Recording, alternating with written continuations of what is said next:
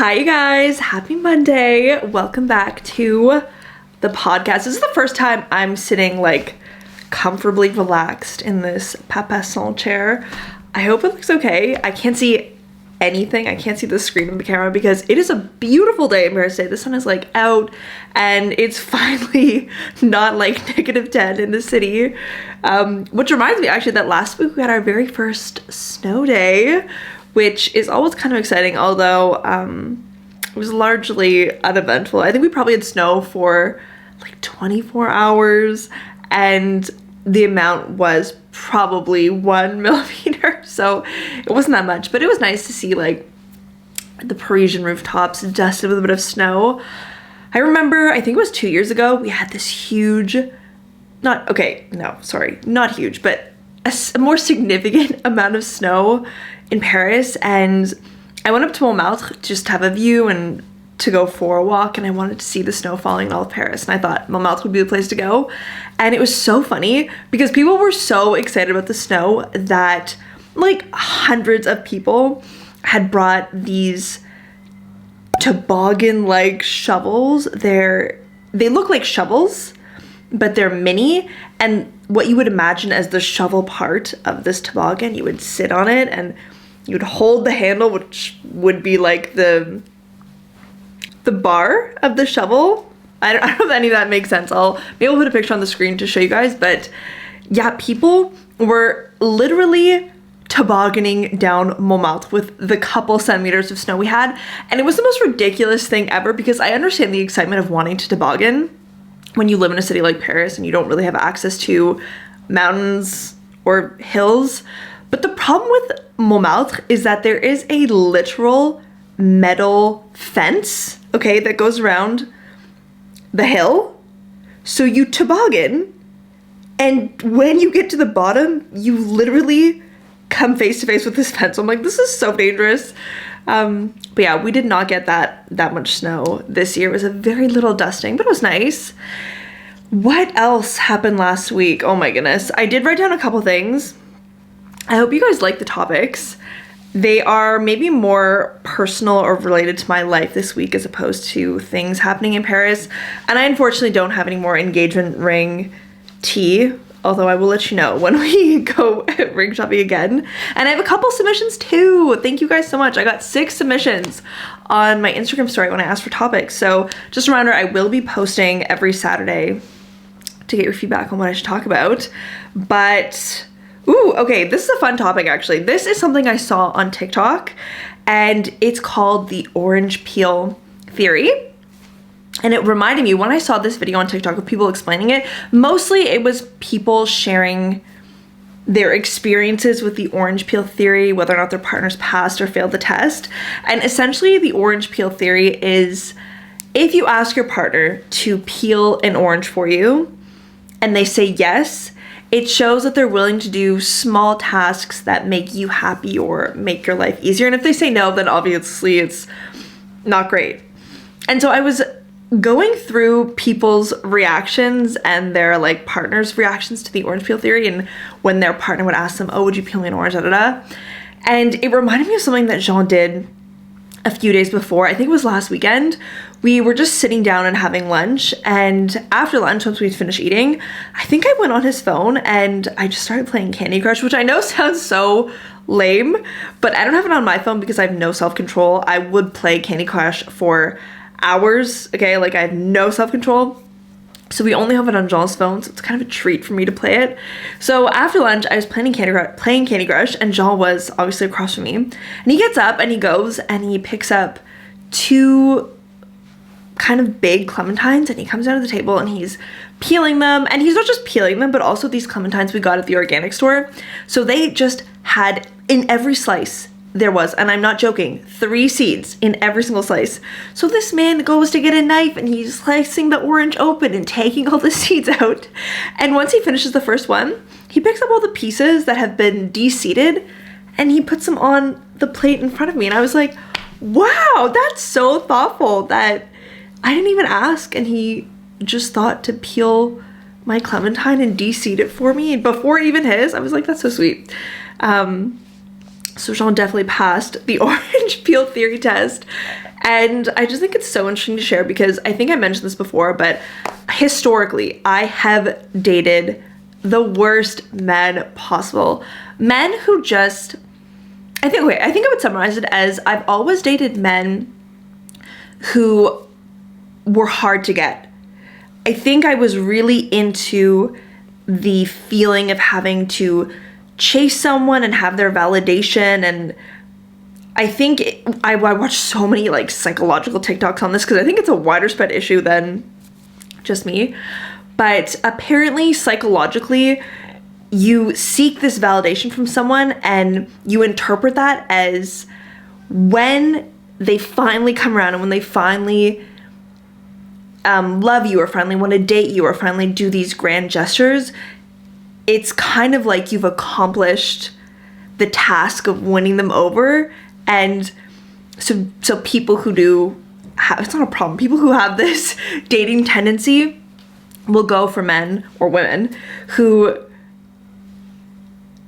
maybe don't know if they want a relationship or aren't sure if they want to be serious, and then it's like this battle to win them over and all of that. And I think I did that for so long until obviously Jean. I would say Jean was probably the first nice guy I've ever dated. And just so many things that Jean does for me, like peeling me clementines and de-seeding them, it makes me feel like I was so stupid when I was younger, just dating guys that were so not worth my time. And so part of me likes to share these stories because I think for anyone out there who's trying to or who wants to be in a relationship and who's actively dating and having a hard time, I just think it's so important not to settle or waste your time with someone who isn't 100% committed to you and to the relationship and who doesn't go out of their way to make you happy. So that was my little story on the orange peel theory. Let me know down below if you guys have heard of the theory. I would love to know your experience in applying that theory on your partner. I don't want to say testing your partner, but I think it's interesting to hear your experiences if you've ever tested your partner with the orange peel theory.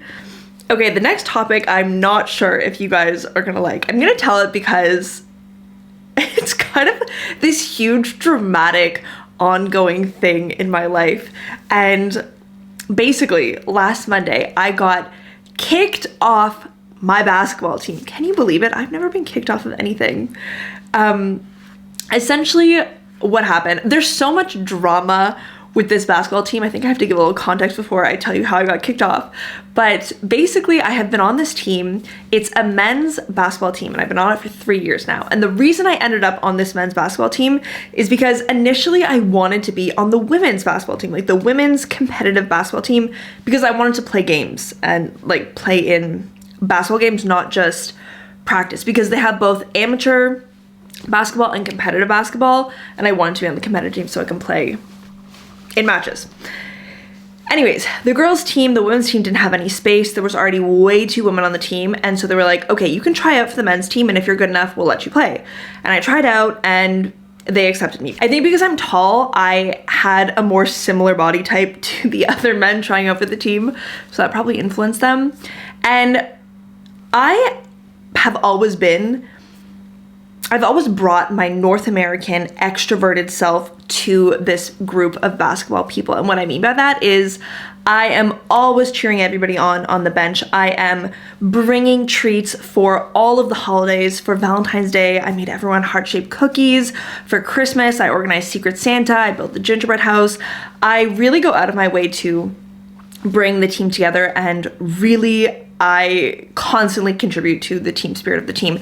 And it's been pretty smooth sailing for the 3 years, but there is this problem, and anyone else who is an athlete out there will understand this, but typically the way it works on a team is that you are rewarded for your presence and for the effort that you put. So if you show up to practice all the time, if you are listening to the coach, if you're trying to get better, if you're going to practice outside of practice, you're going yourself on the weekend to shoot some hoops and play some pickup and really try to get better, then that is reflected in your playing time. And inversely, if you're not coming to practice, if you're always showing up 45 minutes late, if you're not really participating in the team activities, then you get less playing time. That's typically how it works. But with the coach of this team, he chooses who gets rewarded based on who he likes. So someone like me, I'm using myself as an example because I would show up. I didn't miss a single practice last year. I went to all of the practices. I was always early.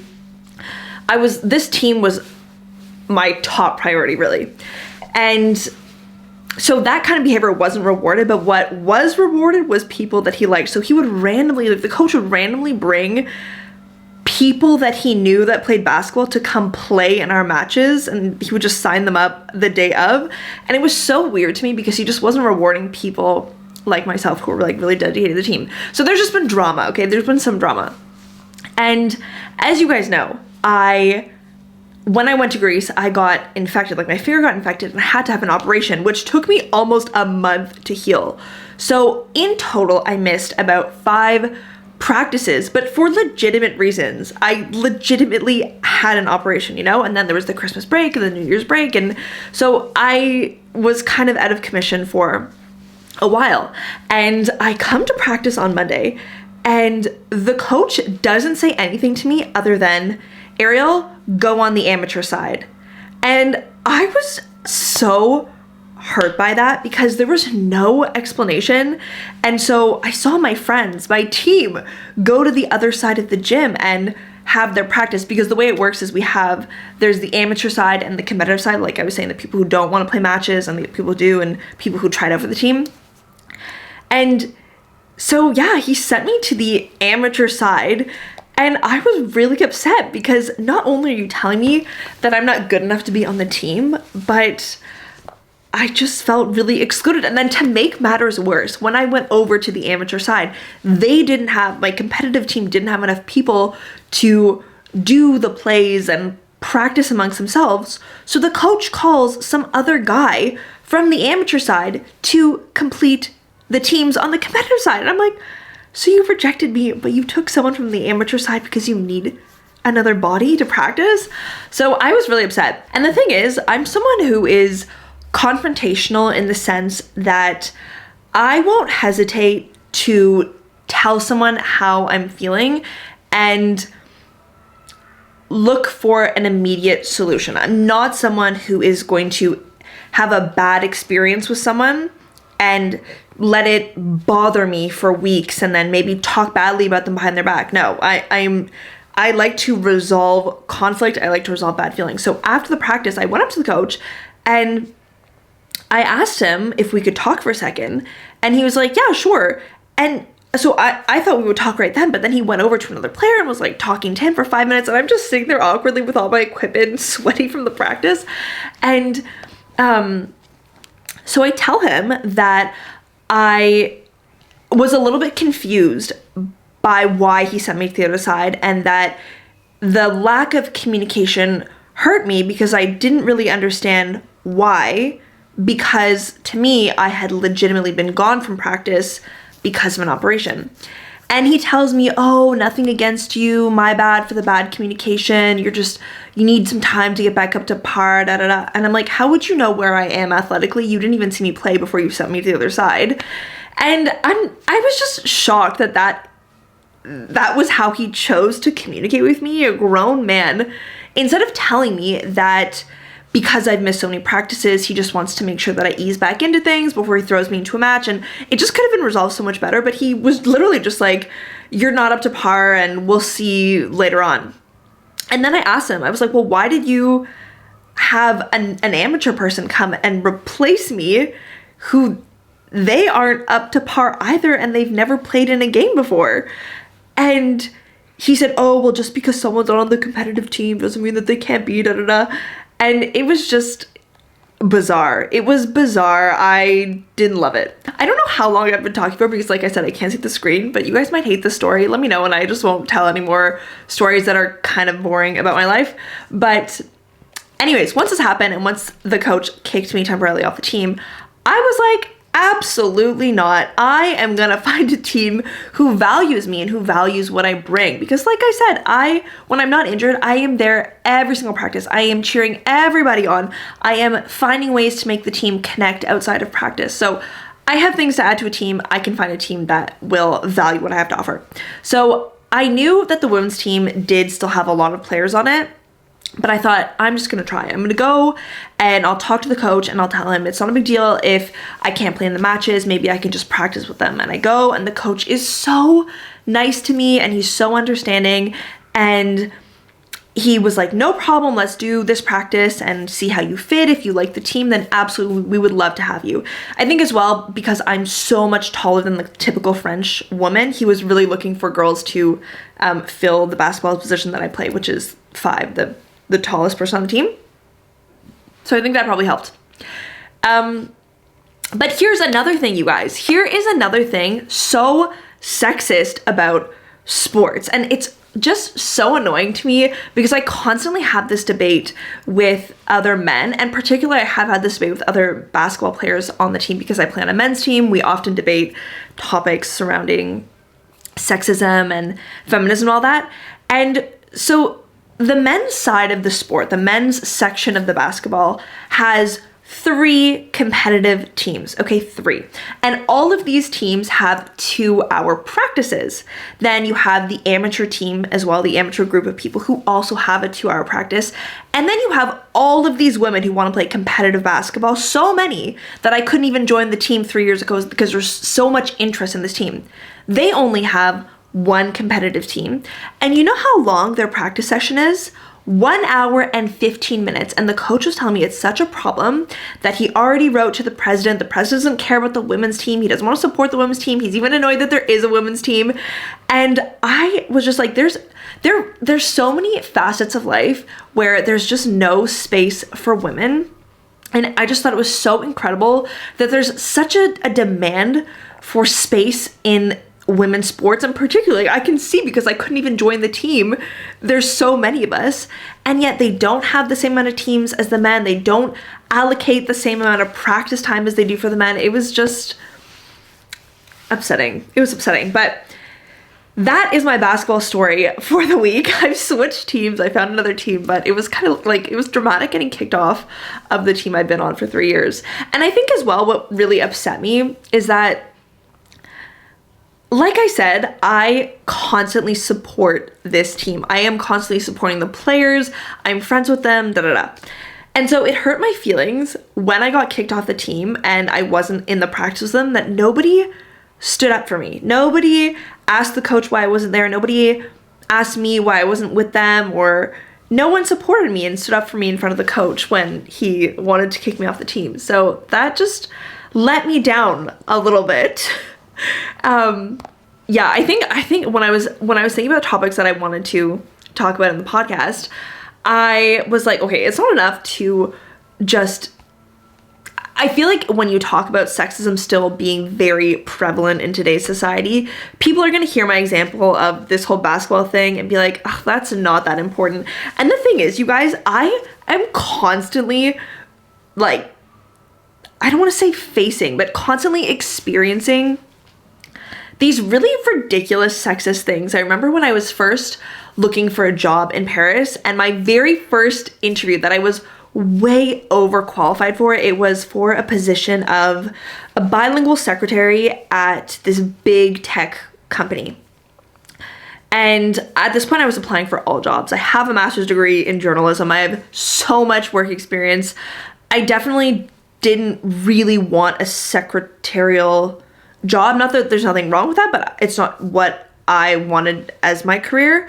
But I figured it'd be a great way to get my foot in the door, and because they're looking for someone bilingual, there's no one better than me who has done 2 communications degrees, 1 in French, 1 in English. And so I go to this interview and things are kind of off to a rocky start. The HR woman who did the interview wasn't great, but probably the 4th question, very early on, probably like 5 minutes into the interview, her question to me is, do you have a partner? And I answer, and at the time I did have a boyfriend.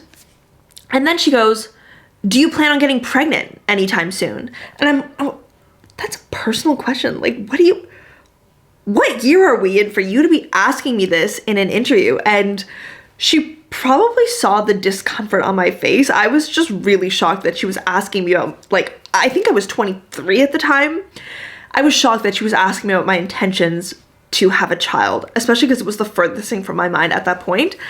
And she goes on to say, oh, you know, when we hire young women, they will get pregnant and then they'll leave us for maternity leave and it's a huge loss to the company, da da da. So we prefer not to hire, you know, young women right out of school. And I was shocked that she was saying this to me. So what is the solution here? We don't hire young, educated women because you're worried that they'll go on maternity leave? Despite the fact, and I hear this argument, I have a couple male friends who have said, well, I understand, you know, the business loses money, da da da. And here's the thing, you guys, I'm saying it like I'm arguing with you, but I'm really not. My argument when people tell me, oh, it makes sense, the company doesn't want to lose money, so why would they hire women who are going to leave on maternity leave?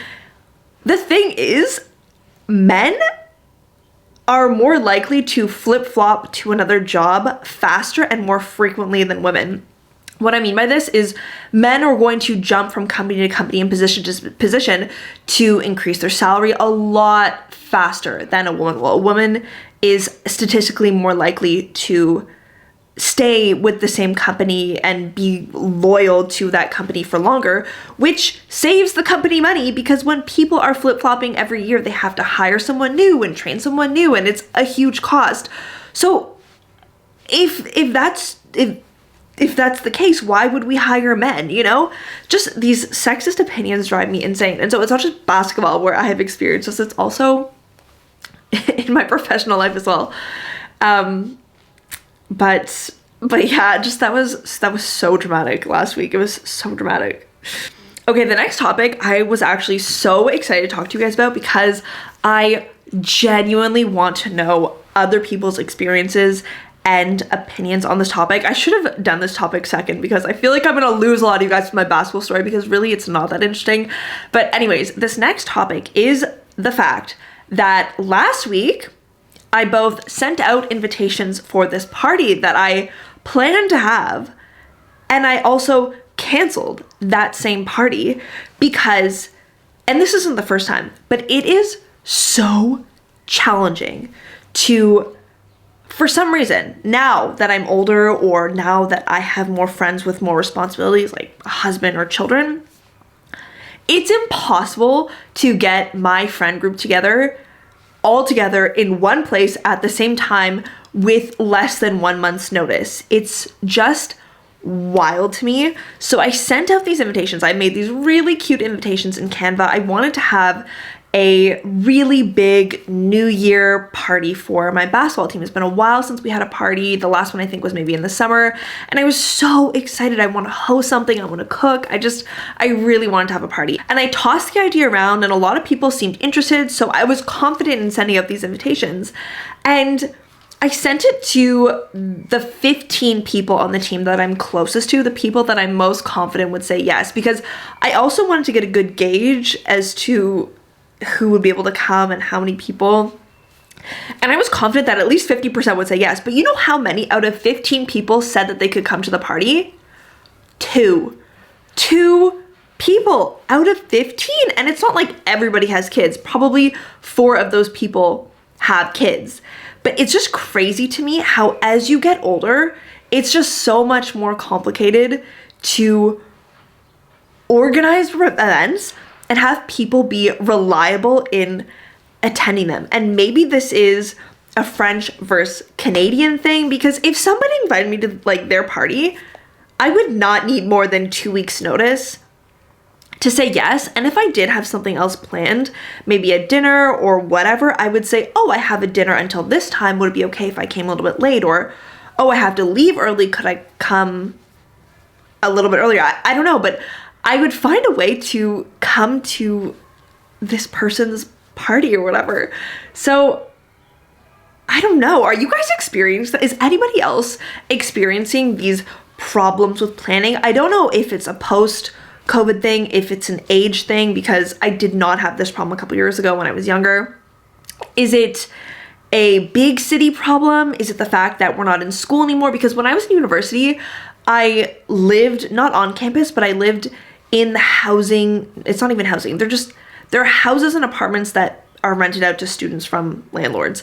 And so when you live in those kind of neighborhoods, your a stone's throw away from your friend. So it's really easy to be like, okay, after class, let's meet and we'll get ready and we'll go for a drink or we'll have a party or whatever. And maybe that's the problem. I don't know, where everyone says other priorities. Guys, I don't know, but I just feel so bad. It made me feel so bad about myself that I literally sent out the invites and then had to cancel the party within 24 hours. I don't know.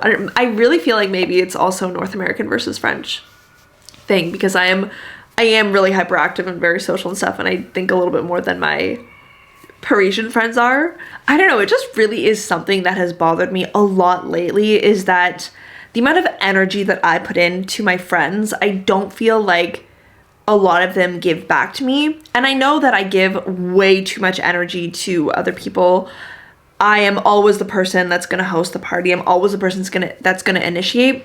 So it does make me feel imbalanced sometimes, like I put too much effort in and I don't get that back. So that, I guess, is also why it feels bad. But it just surprises me that people, maybe it's the winter as well, the cold, and it gets so dark so early, but I don't know. I don't know what the answer is. Please let me know what you guys think the answer is down below. Maybe it's just nobody likes me. Maybe my friends just don't like me. I can't. I'm seeing a lot of them tonight, actually. So I'll have to ask them the question and tell them that I'm upset that we're not having this party. I was thinking as well, I normally host a really big Galentine's/Palentine's Day party. Normally I reserve a restaurant and we all go and we have tapas and wine and everybody dresses up, and I, again, big heart-shaped things. So maybe I'll just push this party to Valentine's Day and hope that people are more available, since it's a month's notice. But yeah, it is so stressful. I feel like it's just so hard later on when you're older to maintain friendships as consistently. I don't know if that makes sense. Ooh, a quick update on my New Year's resolution. I am so happy. I have been to 4 workouts last week.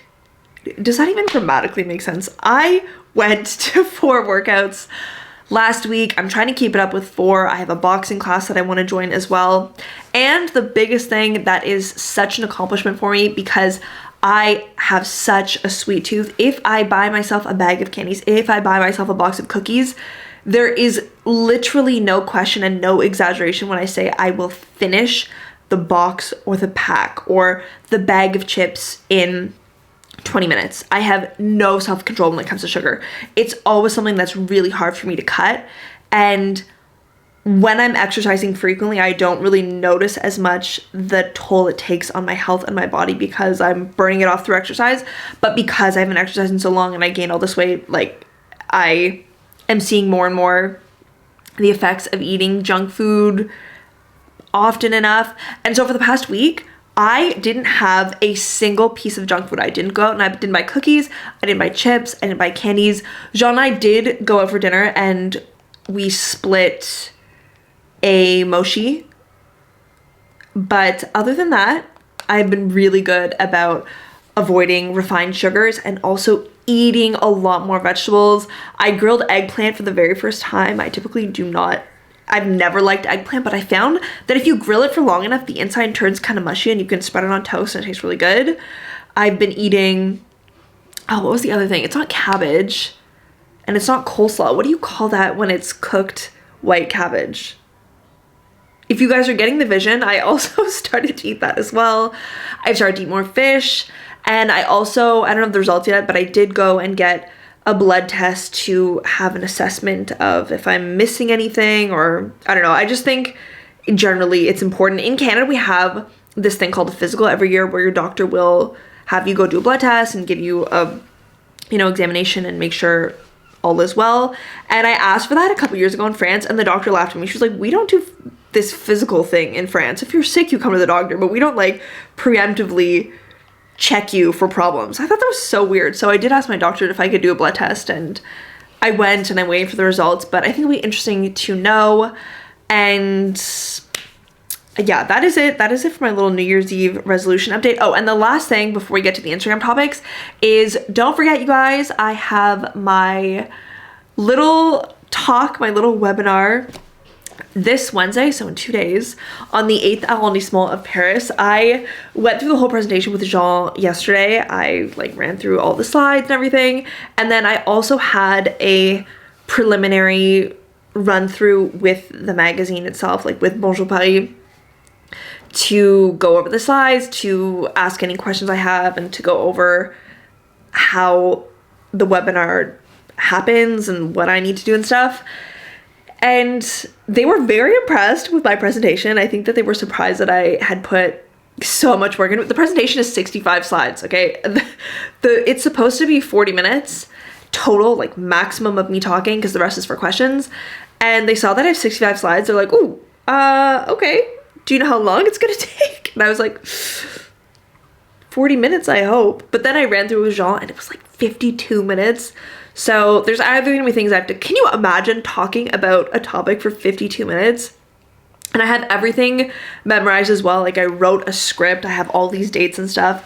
And I don't know if you can tell, but I'm just so excited for this presentation. I think it's gonna go so well. And it's just such an interesting topic. I love history in general, and I don't know, I'm just so excited. I will leave the link to the sign up page down below. It's free for Bonjour Paris members. And if you're not a member, I think you can grab a ticket for 10 euros or $10. I think it's an American currency. But yes, I hope to see you guys there. It is live, so you can ask questions and stuff. And I am so prepared. You guys, it's gonna be such a good presentation. I am so beyond excited. Okay, let's get to the Instagram topics. Because this is the first time I've sit in this chair in a relaxed way. I have no idea aesthetically what this looks like. I hope I'm not gonna regret sitting like this for 40 minutes. Okay, the first two submissions really make me laugh. Costin asked me, he was the first one who asked me a question. His question is a hot dog a sandwich? And I'm gonna say no, it is not a sandwich. I would say a hot dog is, it's gotta be its own category. It's a sausage, right? Then we have one from David who just wrote sport. I think we probably covered that with the basketball drama. Kareem asked me 2 questions, and I love the first one. What do you enjoy most about your experience of living in France? This is what I say to people all the time, because ever since I left my job in Canada, I left Canada to move to France, people have always asked me, why did you move? Don't you miss your family? And of course I miss my family, but here's the thing.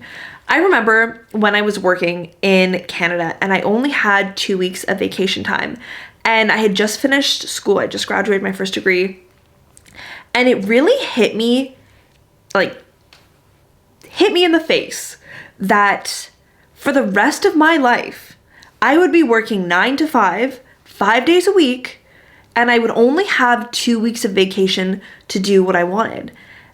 And so to me, the solution to that was to move to a place that I would consider as a vacation destination, or a place of my dreams that I would love to visit, and build a life there. And I've wanted to go to France. I've wanted to move to France for my whole life. I did French immersions as a child. I was always very interested in French culture and French language. But to me, that has been the best part of living abroad and living in France, is that life is so much more exciting. Like working is just a reality. We all have to work. We all have to earn a living. That's the way the world works. But the fact that I can do it in a place that feels so fun and feels like a vacation really does make my life better. I don't know if that's clear, but that's my answer for you. It's the most amazing experience about living here is the fact that it feels like a vacation. I could be doing my groceries and it feels like I'm on vacation, or I could be walking down the street and I just feel like I'm visiting a beautiful European city, you know? Kareem also asked, do you miss anything about Canada? I, for sure, miss my family very much, and I miss my best friend. That's definitely the hardest thing, because it's not, I'm a very independent person. I always have been. So it's not that I want to see my family every single day, or I want to see my best friend every single day and I miss them 24/7. But it's more like I miss the things that are normal, like going to your parents' house for dinner on the weekend or going for brunch. Oh my goodness, they just started. Oh, thank goodness I'm almost done. I'm sure you guys can hear that. I'm so sorry. They are redoing the garden downstairs.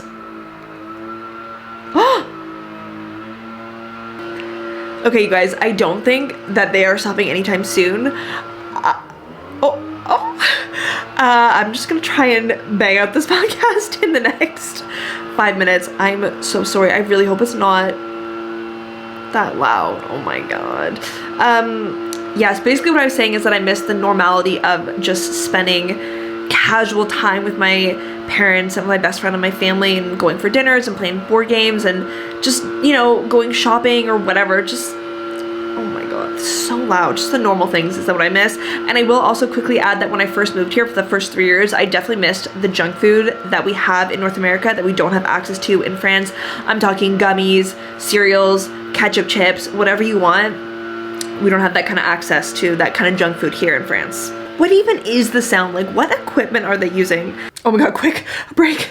Okay, Fatima says, best restaurant to eat out at that's not too expensive. What I'll tell you inside of just one restaurant name is that any bouillon you go to, it's gonna be the cheapest, best French food that you will find. Typically, it's like classic French food, like bœuf bourguignon,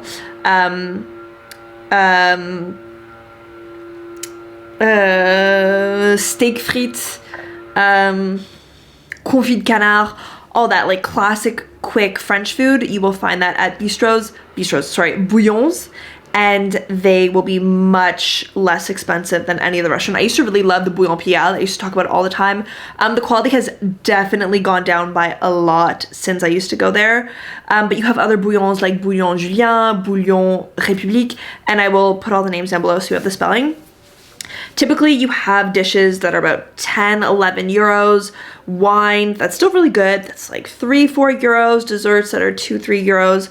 It's really easy to have a 3-course meal with wine for under 20 euros, which is really nice. So I definitely recommend bouillons. And if you want to know my favorite restaurant, which is not too expensive, it's like middle ground, it's called Le Mija in the 18th, which I highly recommend if you come to Paris.